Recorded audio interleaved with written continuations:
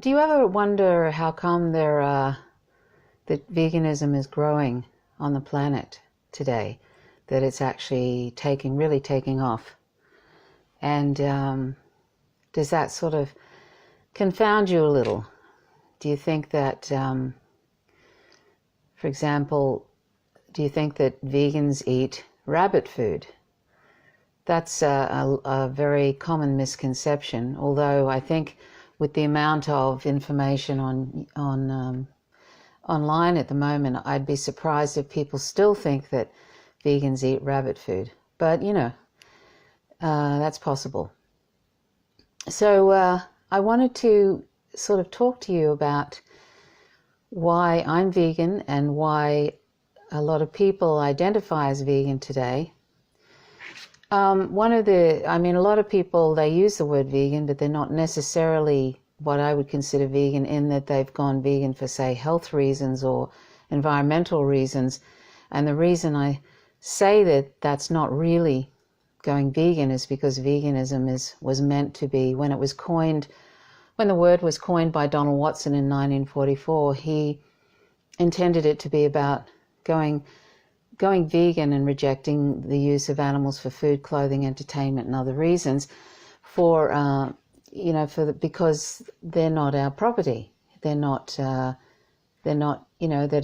here for us to use. And so he realized vegetarianism didn't go far enough, and rejecting dairy and eggs, etc., and was a very important thing. But we also reject animals, using animals for clothing, entertainment, and other reasons: clothing, fur, silk, leather, wool, etc. And vegans also reject eating honey, and there's it's basically a rejection of using animals as property. So anyway, but still, there are a lot of people on the planet who say they are vegan, and I guess, that's their idea of what veganism is. Unfortunately, the mainstream media has spread a lot of misinformation and disinformation about veganism, and so have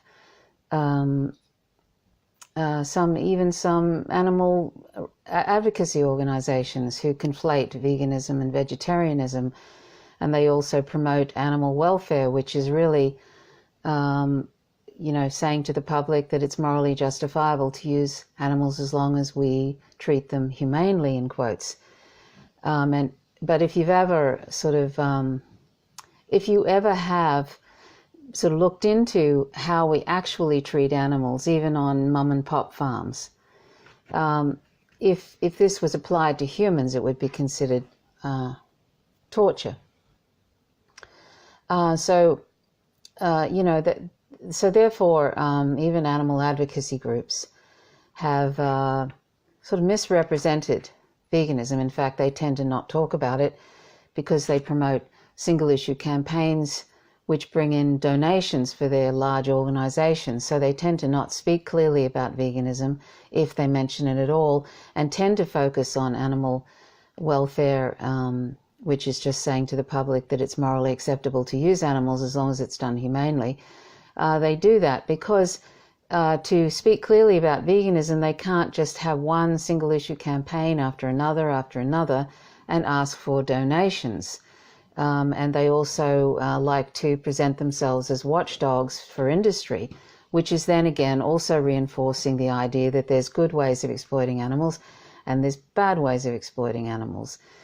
As if animal industry isn't inherently abusive. Even groups, advocacy groups that see themselves as sort of more radical than that, like, for example, Direct Action Everywhere, groups like that, they're actually putting out this idea that there are good ways to exploit animals and bad ways to exploit them by the very fact that they go into these farms like suppliers of whole foods, and they bring out animals who are looking very weak, and they go, look that Whole Foods isn't living up to their humane labels, their humane standards. that's really not the message that animal advocates who are vegan should be putting out to the public. Any animal advocate, if you claim to be an animal advocate, then you should be, you can't be an animal advocate. You can't say you are and not be vegan. A lot of people, there's been some people who argue with me, and one person got very upset with me and, thought it was outrageous that I made that statement. But I mean, it's a little bit like saying I'm a human rights advocate and yet I own human slaves. That's exactly what it's like if you say I'm an animal advocate, but I'm not vegan. Because if you're saying you're an animal advocate and you're not vegan, you're actually participating in animal slavery, because you're eating animal products and those products came from enslaved non-human sentient beings. So anyway, I'm getting off the track here, but animal advocacy organizations confuse the idea of veganism. And they focus on health, and they focus on people and how sexy I look, all that kind of stuff, which is just completely irrelevant to animal rights and veganism. Somehow we tend to make everything about ourselves as people, as humans. We tend to, even when we say we're working for animal advocacy, we're still making it all about ourselves. So anyway, that's unfortunate, but that's just how speciesist we are, and it's just a really unfortunate thing. But anyway, so I'm getting back to the topic of why so many people are becoming vegan today. I think that particularly younger people now, they probably seen enough online, and they probably heard enough that they realize that not only is it incredibly cruel and unjust to be using animals like this, they're sentient beings, but it's also destroying the environment. And if you've seen this incredible report recently that went to 40,000 farms and did a farm to plate analysis of how destructive the animal industry is, and their conclusion is that, of course, this isn't an ethical thing about animals and the use of them. It's more about environment.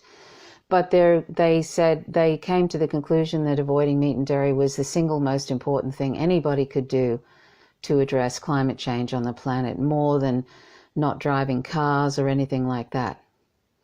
You'll see some people will post this particular thing by Dan Carrington was the last name of this person, Tim Carrington or something like that, where they're trying to put eating a plant-based diet way down on the list and not having children up the top. And the plant-based diet is number 5 and not having children at the top. Well, yes, not having children is a good thing, because you're not bringing somebody else into the world that's not only eating animal products and using animals, but they're also driving cars and doing all the things, creating lots of rubbish and basically contributing greatly to sort of climate change. But the thing is that unfortunately, not everybody's going to stop having children, but everybody can stop consuming animal products. Everybody can do that. And there's been this incredible information that if animal agriculture stopped today, there'd be I think it's China, Australia, and the US and the European Union, that large swathe of land would be available to grow plants for us to eat. But even without all of that, we'd still have enough to feed the planet, even without that land and using it to grow plants. So in fact, we're actually starving children and starving people and destroying the planet, destroying rainforests and acidification of the ocean, and just a huge list of things that we're doing that is just so devastating. But the most important thing that we're doing is torturing and killing 1 trillion, it's probably much more than that, but 1 trillion land and aquatic animals every year. It's probably more like, for the aquatic animals is a huge amount. That could probably be 1 trillion or more, 2 trillion in itself every year. That's tremendous violence. We kill more sentient non-human animals in 4 days than all humans killed in wars, plagues, homicides, genocides, etc. in the history of the planet. That's, in 4 days. And just today, we torture and kill 180 million chickens who are all sentient, who all loved life just like we do and did not want to die, and they died in the most horrific way, and all for some of our taste pleasures, basically, because we don't need animal products to survive. We can easily meet all our nutrition requirements from plants and other non-animal sources, but the only reason we're actually eating them is because we think they taste good, and that's morally unjustifiable. So this is just one species, because there's like 200 million or something animals every single day, 200 million plus, are tortured and killed every single day. That's a conservative estimate, just because we've decided that they are lesser because they're another species. And this otherization, I say this often, is sort of something we do to humans. We otherize humans, we target them, and then they're targets of violence. And that's what we've done to non-human animals. We've otherized them to the point where we've decided in our head, this is not reality, but in our head we've decided they're resources and property simply because they're another species. And this is what we do to humans. We do this to humans. We decide, sometimes our governments decide, I want to invade that country because I want their resources. So then they start through the mainstream media vilifying a certain group because they want to invade their country. And eventually a lot of people start jumping on board with the racism and the xenophobia. And the next thing you know, everything is ripe for an invasion in that country. And we do that over and over again. And that's how dangerous otherization is. We do that to people, we do that to women, we do that to trans people, we do that to the LGBTIQA community in general. We do that to so many different minority groups, vulnerable groups, simply because that suited us at the time. And we ongoing do this to non-human animals, and there's been trillions upon trillions upon trillions upon trillions of non-human animals who've been tortured and who have been killed for no good reason except for taste pleasure, because we really do not need animal products at all to survive. And there's the plant-based options that we can have are absolutely delicious. They're absolutely delicious, and it's much better for us health-wise. And I invite you to check out nutritionfacts.org. That's at nutritionfacts.org. There's a little feline on the other side of the window here wanting to come in. And normally I would run out and let her come in, but I'd like to finish this first. Anyway, so basically, the reason veganism, there's a lot of young people now who are going vegan, becoming vegan because they recognize, I think they've probably gathered enough information now, they recognize that this is the way of the future. This is actually we must evolve. We must evolve firstly and become a non-violent species. That's so important, because we're going to kill ourselves. We're basically going to blow ourselves up if we keep going the way we are. And the other thing is, and it may be already too late, but if we don't stop exploiting animals, we're also going to we're going to bring on such an, the climate change factor, the participation in climate change when we eat animal products is just tremendous. And I'll leave a link to that report and you can read it. So anyway, I think that's why younger people are jumping on board with this so happily. And I think that's great. And I think everybody who cares about, who thinks animals morally matter, and we all do, most of us do, because we we hate the thought of animals suffering. That's really, a lot of people hate the thought of animals suffering, don't we?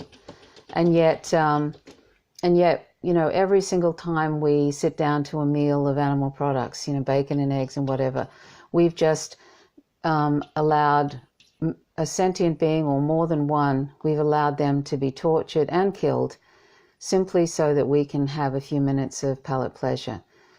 This is not something that's this is not how we should be. This is not the kind of world that is going to be a sort of a livable world for us with that kind of attitude, allowing that to go on. And it never is in a vacuum. It never remains in a vacuum. So anyway, so that's why, that's why I invite you to become vegan, and you can check out my vegan podcast, howtogovegan.org. It's a comprehensive vegan resource in podcast form, and I think you'll find it very beneficial. It focuses on ethics because that's what's going to keep us vegan. That's the reason to be vegan. That's what I believe. That's what Donald Watson believed, I think, the man who coined the word vegan in 1944. What a visionary he was. And there have been other people in the past. They may not have used that word vegan, but I mean, way back 1,000 or so years ago, Al-Mari, who was a poet, had a visual, he was blind, and he was a poet, and he wrote a poem called I Can No Longer Steal from Nature, where he talks about not taking from nature, not taking from bees, and basically not killing, and I might put a link to that. There have been people throughout history that have recognized what we were doing to non-human animals. They may not have said, they didn't have a term for it, but it's been a theme for some people throughout history. Anyway, it's time for us to evolve. It's time for us to wake up. If we claim to be for non-violence and justice, justice is not exclusive. Non-violence is not exclusive, and we don't have to put these 200 million plus sentient animals through hell every day. We can withdraw our participation in this terrible exploitation and violence and killing right now by becoming vegan and refusing to exploit the vulnerable. So please consider going vegan. It'll be one of the best decisions you make in your life. I mean that. You probably don't think it will be, but it will be. It certainly was for me. I've been vegan now for 13 years. It's one of the best decisions I've made in my life. I wish that the only regret I have is that I didn't become vegan sooner. So please go vegan. Okay, so that's really all I wanted to say. I sort of meandered as usual. And, and just remember that this indoctrination is so powerful. We've been indoctrinated right from birth to use these vulnerable, wonderful, sentient beings. And it's time for us to unlearn that indoctrination. Just like every indoctrination, just like racism, sexism, heterosexism, and everything, all those different discriminations, it's based on irrelevant criterion. In this case, an irrelevant criterion is that these sentient animals are another species. It doesn't matter that they're another species, they're sentient. That's all that matters, and we need to include them in the moral community and stop using them.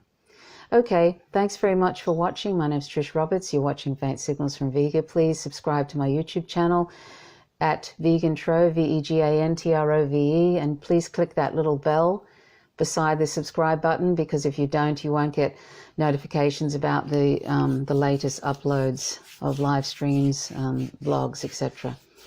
And I've joined Instagram, so you're welcome to join me on Instagram. Occasionally I might do short videos there and post photos, and it's at Vegantrove on Instagram. Okay, thanks for watching. Bye for now.